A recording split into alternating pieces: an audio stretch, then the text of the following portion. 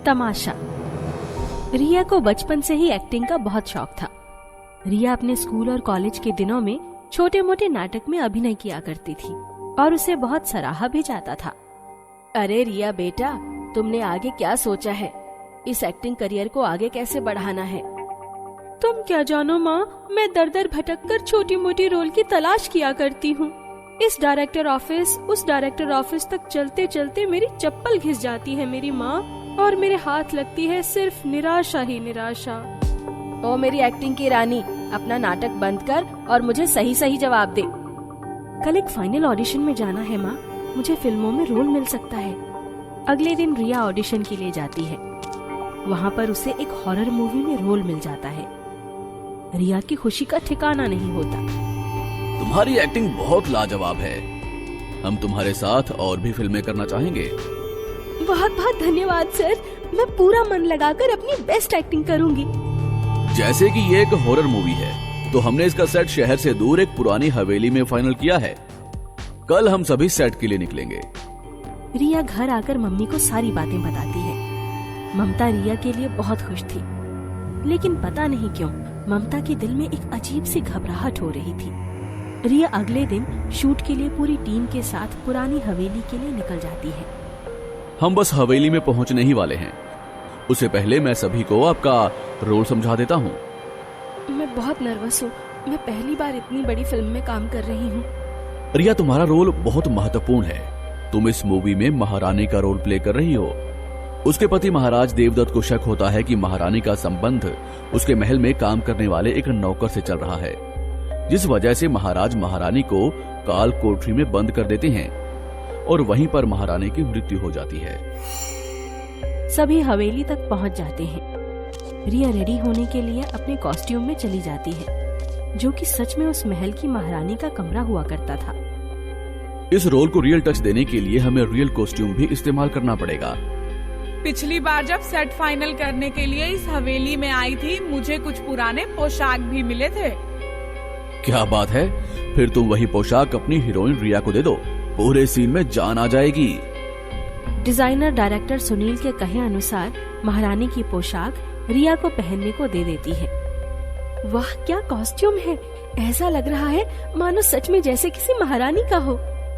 हाँ सही कहा तुमने, तुम इसे जल्दी से पहनकर तैयार हो जाओ। रिया जैसे ही उस लहंगे को पहनती है, रिया को ऐसा लगता है जैसे उसमें किसी महारानी की आत्मा घुस गई हो। रिया बिल्कुल महारानी की तरह सजकर तैयार होती है और महारानी की तरह ही तलवारबाजी करने लगती है। सीन कट हो जाता है।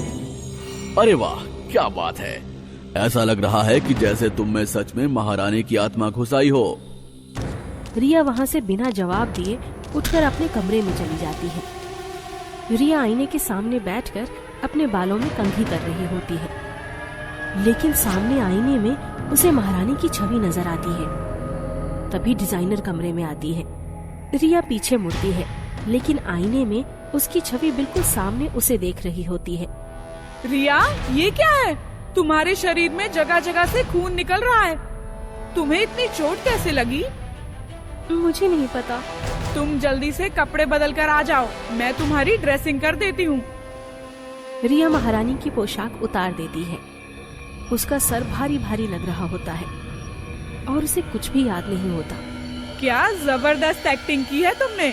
डायरेक्टर सर तुम्हारी बहुत तारीफ कर रहे थे।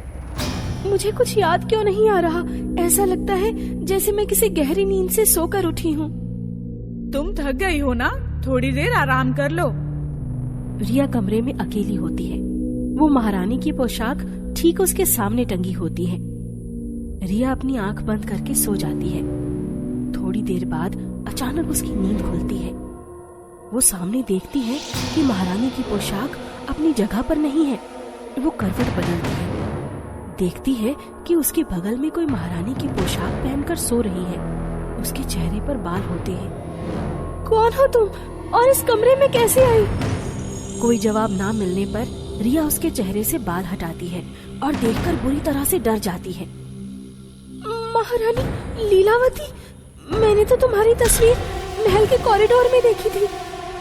उसकी बगल में महारानी लीलावती की आत्मा होती है। उसका चेहरा बुरी तरह घायल होता है। उसके शरीर में कई जगह से खून निकल रहा होता है।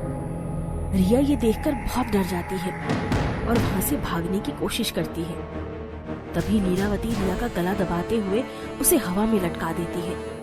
हाँ, मैं ही हूँ महारानी लीलावती। ये मेरी हवेली है। इस पूरे नगर पर मेरा राज चलता है। तुम कभी भी मेरी पोशाक पहनकर मेरी जगह नहीं ले सकती।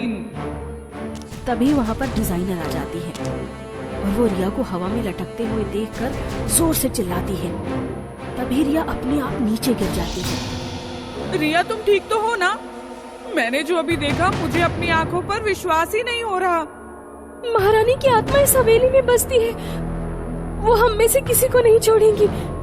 हमने महारानी लीलावती के सामान के साथ छेड़छाड़ करके बहुत बड़ी गलती कर दी है। इतना बोलकर रिया बेहोश हो जाती है। डिजाइनर ये बात सुनील को बताती है, लेकिन सुनील को ये सब मजाक लग रहा होता है। स्टोरी अच्छी है, इस पर मूवी बनाई जा सकती है, लेकिन तुम दोनों जो बोल रही हो वो बिल्कुल बकवास है। हम सच बोल रहे हैं। मैंने खुद रिया को हवा में लटकते हुए देखा है।